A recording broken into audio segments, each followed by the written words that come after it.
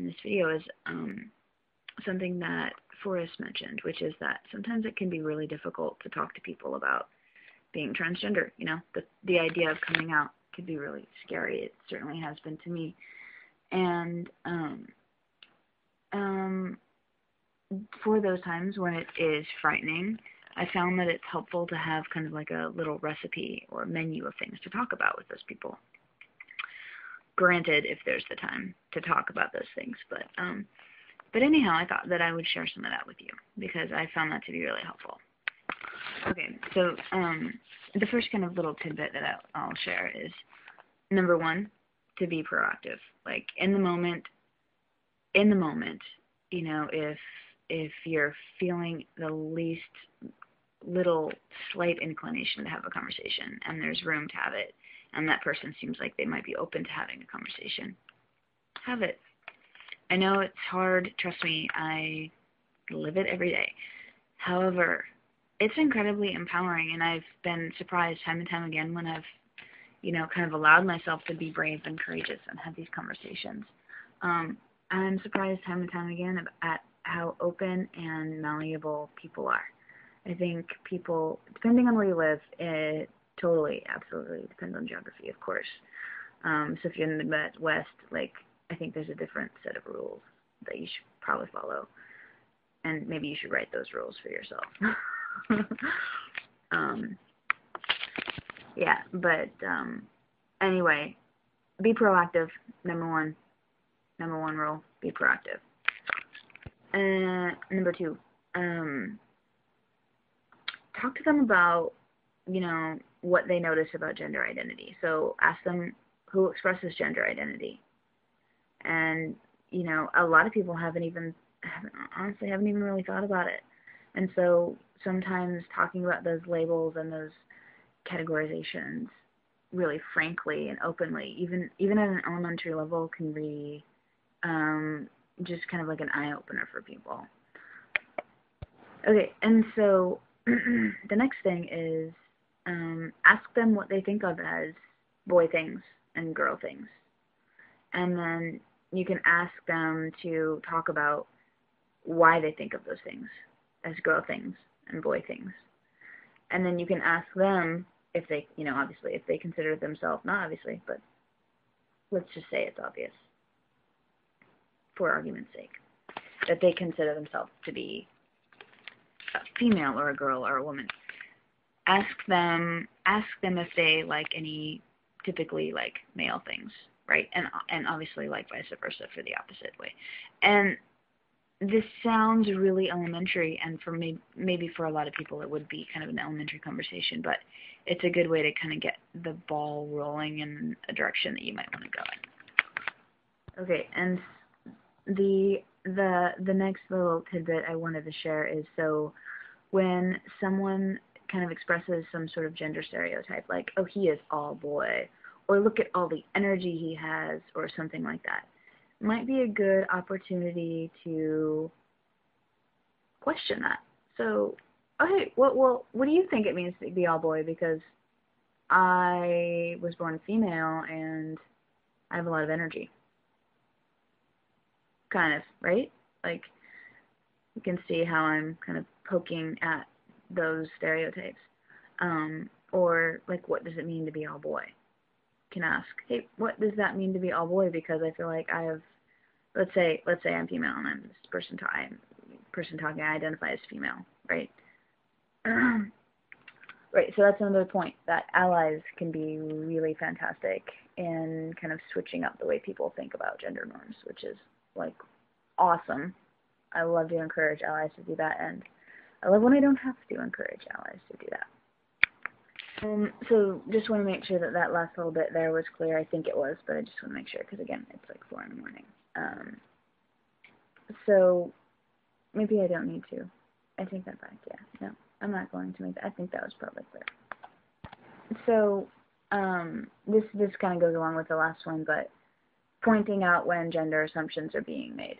And I realize that, you know, like really like a lot of these little tidbits they will have everything to do with the timeliness of the conversation, whether or not this person is a complete stranger to you, how comfortable you're feeling in that moment, whether or not you're having a good day, a bad day, a fucked up day, an emotional day, a non-emotional day. There are so many things that come into play. And I understand that. I really do.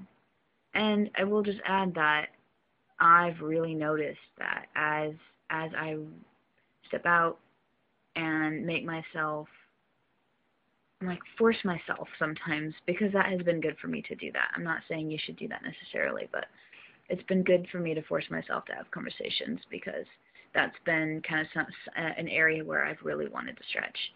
And that helps, and that really does open and change people's minds, and at the very least opens them up to diversity in a way that I think is invaluable, not only for me, right, because then they'll treat me better, but for them.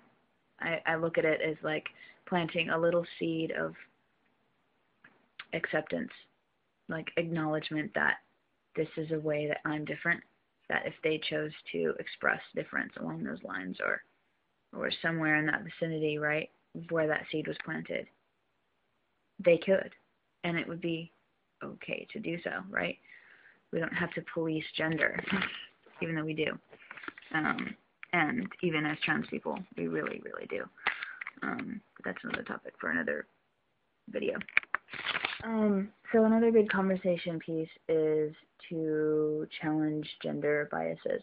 So asking questions of like, how do you feel about men having long hair? Or how do you feel about men wearing nail polish?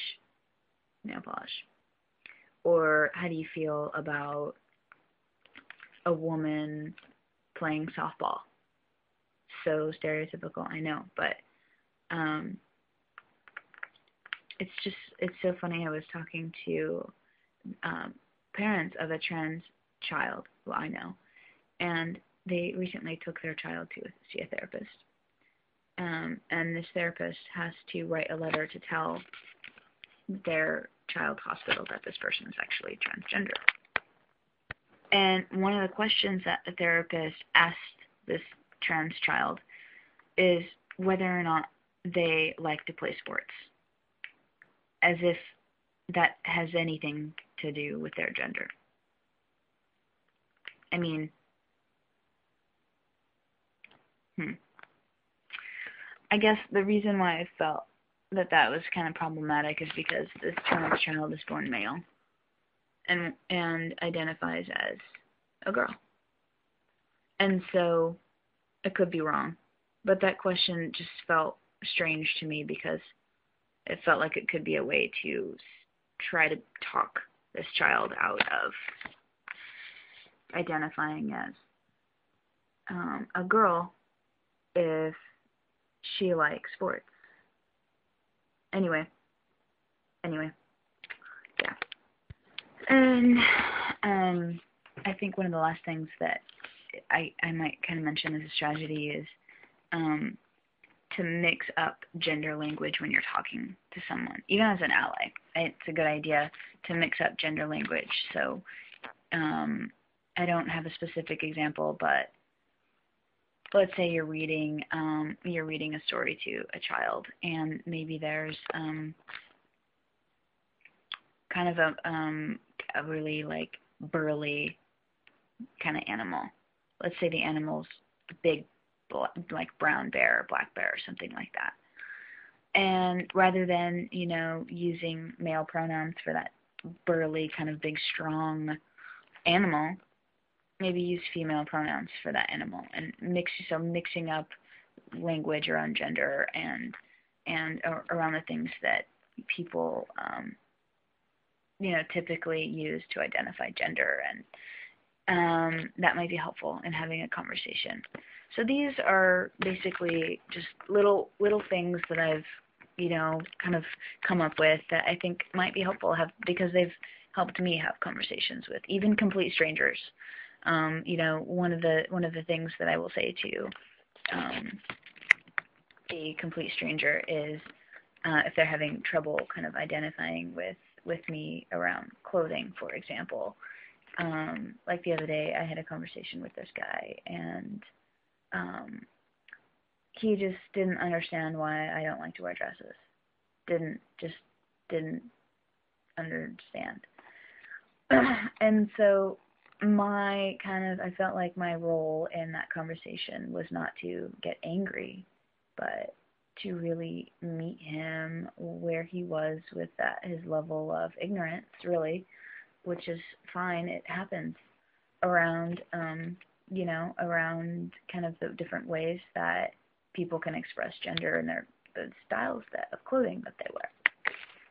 And so I said to him, what if someone made it a rule that in order to be accepted in society, you could no longer wear jeans? And I just looked at him, and I said, and rather than wearing jeans, you would have to wear a skirt.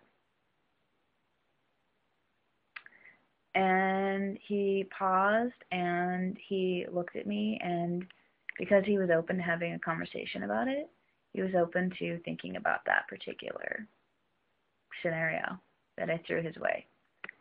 And he actually was able to kind of get it on some level, I think, even momentarily. So to me in that moment, that was actually really exciting because, maybe for a split second he can understand some of the discomfort that I feel or have felt just around clothing as I was growing up, I will say that there were times when I actually really enjoyed wearing dresses because I was fucking hot in them. But there were also many more times when I just really hated it and couldn't stand it. This is still recording. That's good. I'm using my phone, so sorry about having to check. Yeah, I think this is probably a long enough video. I'll wrap this up and just saying that hopefully those things are some help to you. They have been to me. Good luck in your conversations, and good luck in breaking stereotypes about gender and changing the world.